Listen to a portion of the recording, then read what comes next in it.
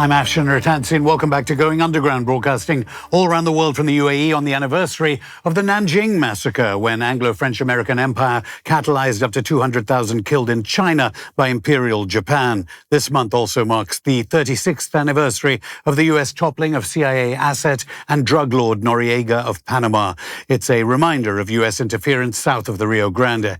Tens of millions have been killed, wounded or displaced as the US-backed death squad since 1945 destabilized Guatemala, El Salvador, Nicaragua, Honduras, Panama, Cuba, Brazil, Chile, Argentina, Uruguay, Paraguay, Bolivia, Colombia, Peru, Mexico, and of course, Venezuela. Trump and his war secretary, Pete Hegseth, along with his neocon Secretary of State Rubio, have been involved in extrajudicial murder of fishermen in Venezuelan waters in the past few days as part of another war on Venezuela. This time, it's not so much fake human rights concerns from CIA cutout NGOs. Trump is using drugs as a pretext to try and persuade Americans to support regime change headed by Machado, this year's Gaza genocide-supporting Nobel Peace Prize winner. Everyone, except stenographers masquerading as journalists, knows that this is about American imperialism and the largest known supply of oil in the world. Backing Venezuela is Russia, China, and Iran, and the entire global south that is not run by Washington puppets. In Caracas is Venezuela's former Deputy Minister of Foreign Affairs for North America. Carlos Ron is now co-coordinator of the Tricontinental Institute's Nuestra America office. Carlos, thank you so much for coming back on. Coming on the show. I better just start off by asking you about the mood in Venezuela and whether Trump has united the Venezuelan people behind Maduro as he's extrajudicially killed fishermen in Venezuelan waters.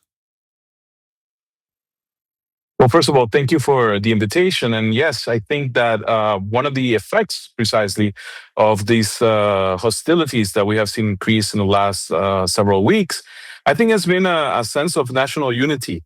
Because on even some sectors of the Venezuelan opposition that before, of course, have opposed President Maduro, don't see themselves as socialists, etc., they are also questioning this idea of the possibility of an intervention against Venezuela from a foreign power.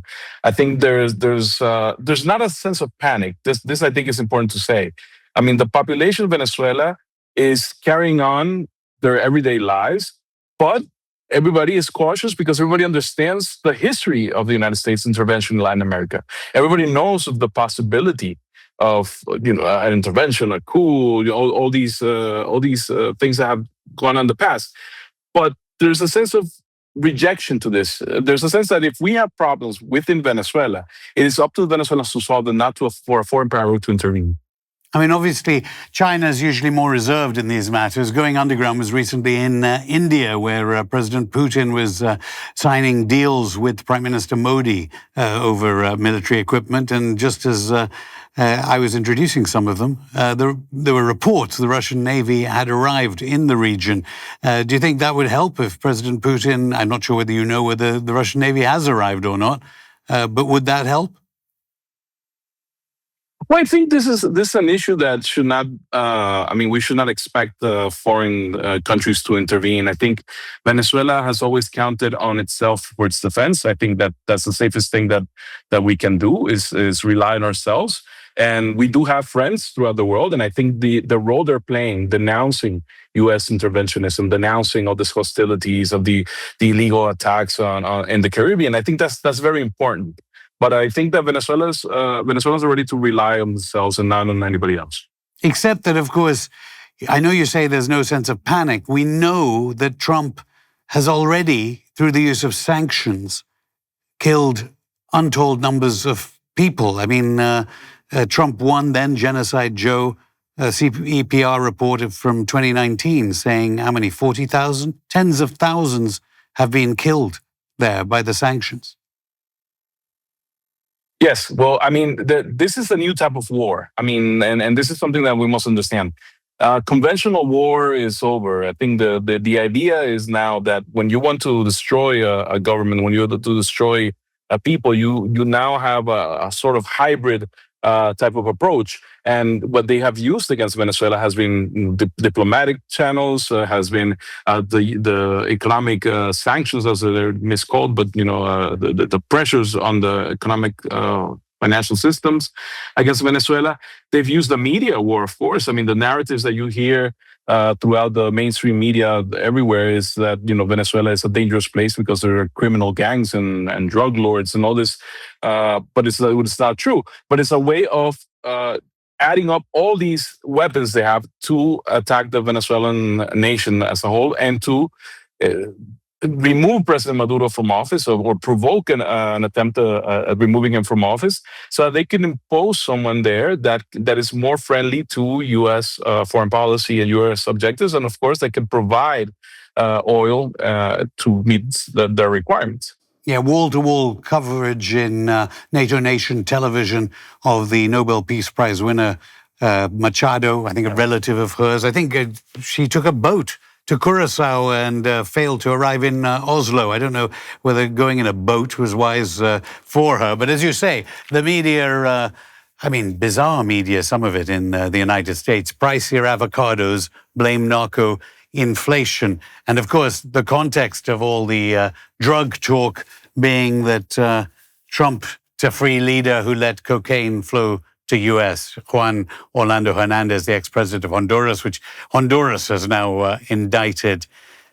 Is it the equivalent of Iraqi weapons of mass destruction, the drugs? Yes, I think it's equivalent in the sense that is a lie that is molded throughout the different spokespersons and then different data that they look for to try to defend this aggression, this hostility.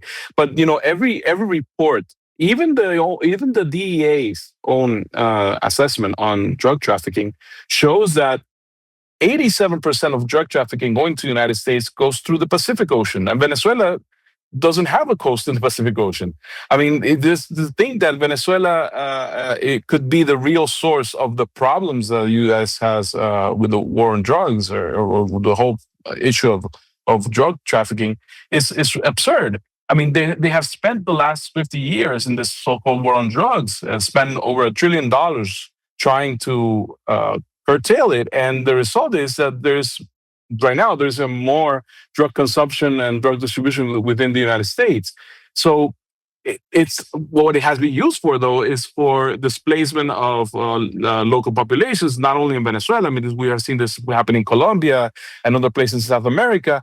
I mean, they have used the pretext of the war on drugs to intervene inside these countries to, displace populations from important resources and land, and always from an ulterior motive, not the real motive of trying to attack drugs. Except, of course, it's not the days of the pink tide. The Chilean election, one of them is held on Sunday. No candidates are there for Venezuela. I mean, look at Lula, who has been on this program, President Lula of Brazil. He came on this program after he was released from prison. Do you blame Lula for not supporting Venezuela's entry into BRICS? He reportedly vetoed it at the Kazan summit. Well, I think it was definitely I would say a bad decision that Venezuela did not enter BRICS. I think Venezuela has a lot to offer. Well, it was Lula's fault, wasn't it? Lula's fault. Well, I think whoever made the decision on the Brazilian side or with how throughout the BRICS process is truly made it was poor judgment and poor foresight, because what Venezuela could provide to BRICS is important. But I think we can definitely go beyond that in the sense that Venezuela has ties to the BRIC countries. And I think Venezuela can be involved in all sort of arrangements with BRIC countries, and eventually I think that's something that we can achieve in a future opening. Yeah, it's something I don't think that's necessarily. I don't think that's necessarily a problem. I think what is important, though, going back to the region where you said about the pink tide, I think what's important is to recognize that there's this angry tide throughout the region that is the result of years of conservative movements trying to get hold of power in Latin America. And there's a need for the left to look into how it can work together to put a hold on this neo conservative wave that is going to take Latin America into a deeper inequality that it has already been for the last several years. Yeah, and it's been largely successful. Don't you think? I mean, we've had Rafael Correa on this show. He's wanted, of course, in Ecuador. We now have a reputed drug dealer in Noboa running Ecuador. Yes, but I think we have to see that how long could this be sustained? Because I mean, what is sustaining these right-wing governments? It's repression, it's money and support from the U.S. I think in the long run, they're not going to be able to sustain it. Well, I think we should probably remind our audience about some of the amazing, dazzling statistics of the Bolivarian Revolution. Life expectancy in Venezuela under sanctions, I mentioned that tens of thousands have been killed by them, is in the low 70s. In some U.S. counties, it's in the 50s. Literacy in Venezuela now 98%. These are the latest figures, official figures. In some U.S. counties, it's 50%. But the thing is, doesn't that show that the United States spending 7 times more on military per capita is actually the decisive policy decision here? It can be successful in a takeover of Venezuela, in a war on Venezuela. You don't have any friends in the region who will come out militarily to support you, and Venezuela should have been spending much more on weaponry than on making their people literate and on healthcare. Well, no, I think the strength of Venezuela is precisely having been able to take care of our people. I mean, the fact that the Venezuelan government still stands throughout all these years of the tide is because there was a true commitment to social policy, a true commitment to eradicate illiteracy, a true commitment for social programs to have access to education, to have access to medicine, even in times of economic sanctions. And now, it's because of that, and that that became a priority, that you have people willing to defend the country in the case of an aggression. You had over 8 million people go to the streets and sign up for a militia, and I don't think that's a small number. I don't think that's a small figure. I think that's a reflection of people not wanting their country to be attacked and to be pushed around. Now, and I think that precisely is having a commitment to a policy that's not neoliberal exploitation is what has allowed Venezuela to survive, to weather all these hybrid war attacks against it the last couple of years. Carlos Ron, I'll stop you there. More from the former Venezuelan Deputy Minister of Foreign Affairs for North America after this break.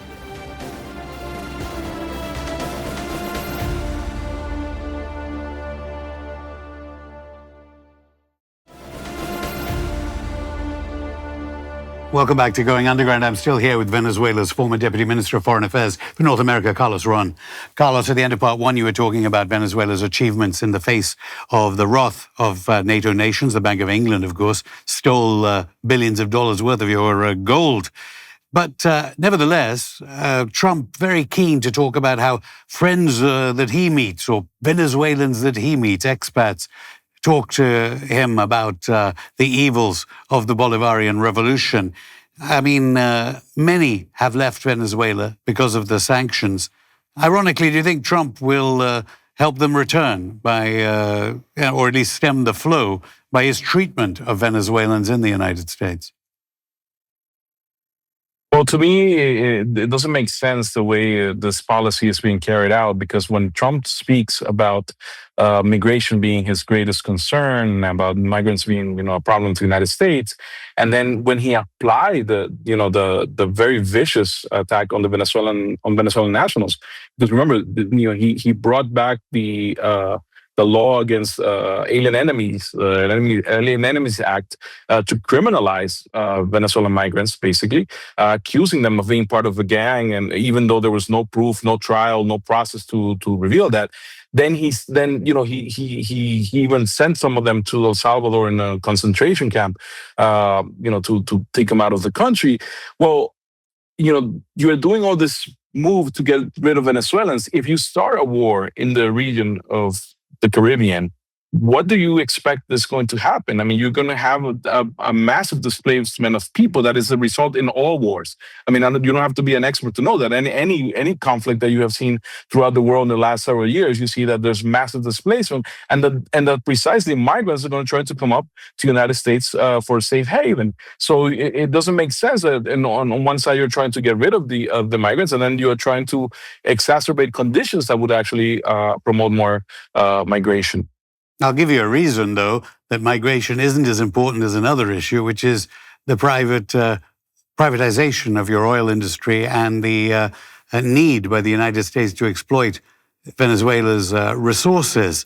Isn't it clear that Venezuela will always be in danger from the north by a dying empire, especially? And shouldn't Venezuela have taken action to protect itself? Nuclear weapons, perhaps, as the deterrent?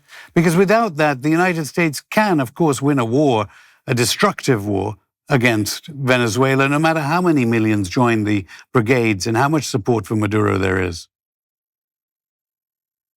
Look, Venezuela is a country that even constitutionally has barred nuclear weapons. I think that has not been a question, in the public. I think that you're right. I think that as long as we have oil wealth and other mineral wealth, Venezuela's oil is going to be a target of the United States or large multinational corporations, etc. But I also think that whoever thinks that Venezuela is an easy target because they have I understand the United States has, of course, a military superiority. I'm not naive in that sense. But to think that Venezuela is an easy target, that Venezuela is some place that you can come in and just take over, you're up for a surprise. I think there's a long history here of resistance, of morale to resist attacks. I think we have seen also the tragic sort of interventions that the United States has done even in recent years. I mean, you could go back to Vietnam and remember how tragic that was. But even Afghanistan, Iraq, all these more recent interventions have shown that if you don't have the support of a local population, if there isn't some sort of other arrangement, you're not going to be successful. I mean, after 20 years of the disaster they caused in Afghanistan, they had to leave without accomplishing anything. That's horrible for our people, in the sense that, of course, if something to that comes to happen, and I really wish that it doesn't come to happen, it's going to be hurtful for the Venezuelan people. But I think they have to think twice about what really is at stake and how this is going to affect the stability of the United States. We're not,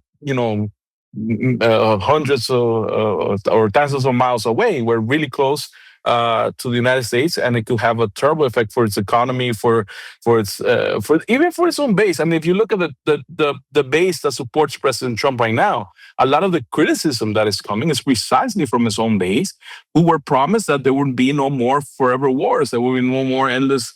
Yeah, but you're ascribing some kind of rationality as regards this dying empire, and isn't that the problem? As you say, I mean, even if Venezuela wins like Afghanistan defeated the United States, the toll on the Venezuelan people will be catastrophic. I don't know what Hugo Chavez would have done differently to Maduro. I should say I met Hugo Chavez in better times and in worse times, and I lived in Venezuela for a while in Margarita Island. Do you believe that Maduro is giving far too much leeway to this rationality on the part of Washington? And Marco Rubio, as he's called. Sure. And look, I have to say something. I believe that, first of all, the comparison is always difficult because, under President Chavez, we didn't have the severity of the attacks that we have faced, that we currently face. I mean, for sure, there was always antagonism, but the level of sanctions and all the other, even this military hostility was not present. And I think if there's something that we have that President Maduro has shown, has been his capability at negotiation and dialogue, his willingness to dialogue, even under this hostility, he has been willing to sit down and find ways to avoid war. And I think everything that he has done to protect Venezuela, I mean, under his leadership, the leadership of his political party, to try to strengthen the Venezuelan morale, to try to strengthen the Venezuelan economy, to try to maintain social programs running even in the face of adversity, is important to have a consolidated country. I have a lot of faith in his capability of trying until the very end to avoid a confrontation without losing Venezuelan sovereignty. Of course, the worst crime of this century, one of the worst crimes perhaps ever, has been the Gaza genocide in this region, from where I'm speaking to you. What is it with these Nobel Peace Prize winner Machado and the so-called opposition in Venezuela? What is their obsession with supporting the Gaza genocide in the region I'm speaking to you from? And their claims, and there have been bizarre claims, that Margarita Island was a center for Lebanese resistance. The former Assistant Secretary of State Roger Noriega, in a relation in 2011, saying Margarita Island is a center for Lebanese resistance operations in the Americas. That's testimony to Congress in 2013. There are terror training bases on Margarita Island. What are they talking about? And why is Israel so associated with the forces against Maduro and the Bolivarian Revolution? Well, I think that the most important thing is that President Chavez, at his time, he took an important stand, and perhaps something that hadn't been done before, and that forcefully in the history of Latin America, was to break relations with Israel precisely because of his attacks on Gaza back then. In I believe 2008, if I'm not mistaken.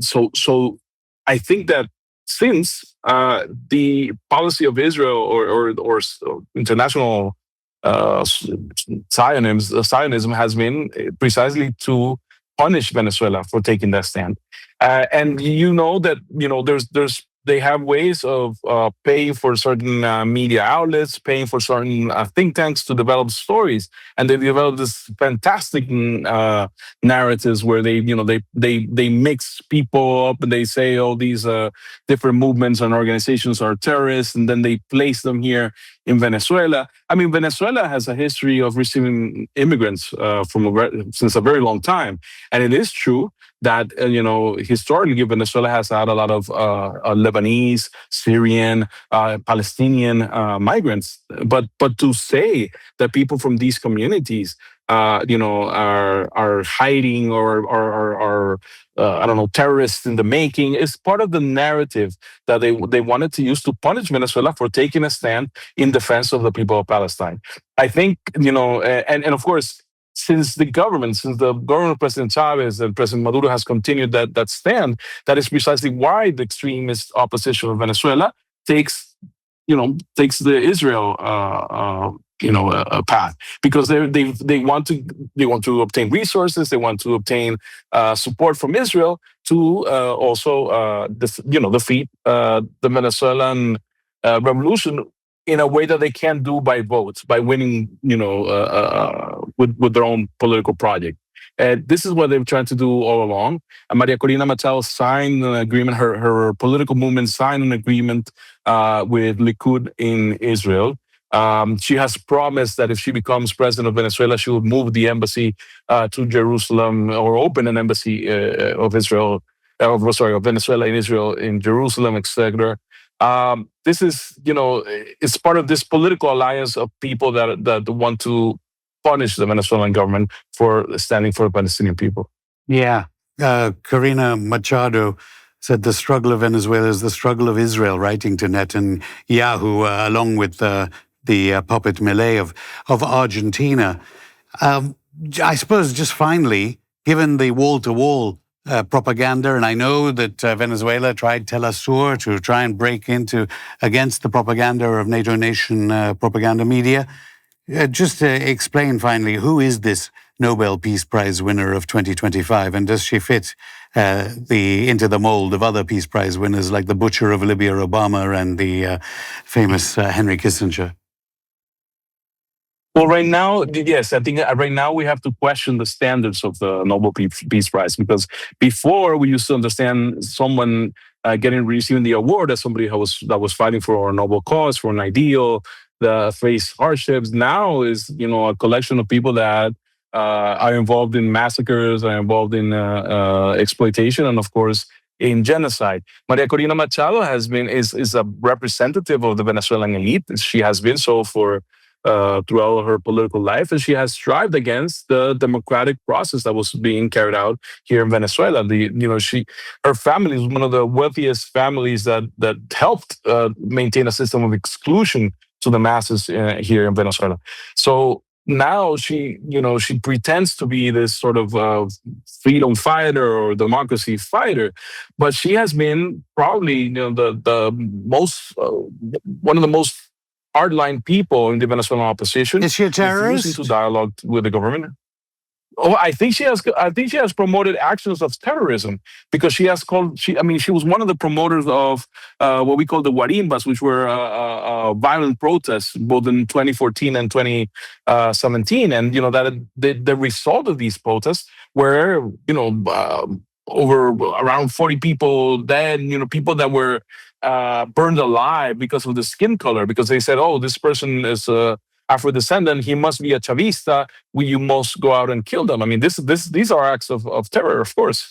So and there's no way that a person like this, that a person that calls on a different country like the United States to invade Venezuela, she wrote to the Security Council when Argentina and Israel were members of the Security Council. She wrote asking for an intervention on Venezuela, with a military intervention from the Security Council.